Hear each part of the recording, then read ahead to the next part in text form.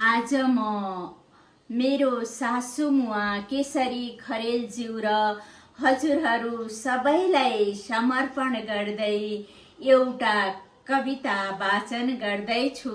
चट्याङ नपरे हुन्थ्यो।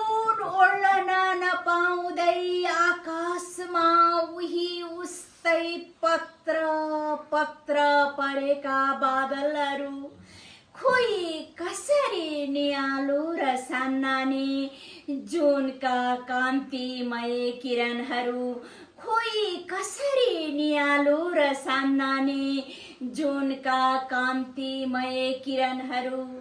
थाहा छैन उषा आउँछे या आउन्न बस्ती बस्तीहरूमा, म त सधैँ रात पोखेकै देख्छु र निस्तब्ध आकाशलाई सोध्छु, आकाश त कहिले उग्रन्छ पटक्कै बोल्दैन आकाश, पटक्कै बोल्दैन आकाश। सायद ऊ रगत बमन गर्नुमै गर्व गर्छ र गज्रिन्छ गड्याङ गुडुङ।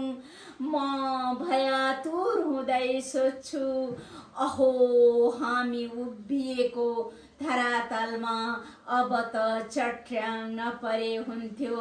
अहो हामी उभिएको धरातलमा अब त चट्याङ नपरे हुन्थ्यो।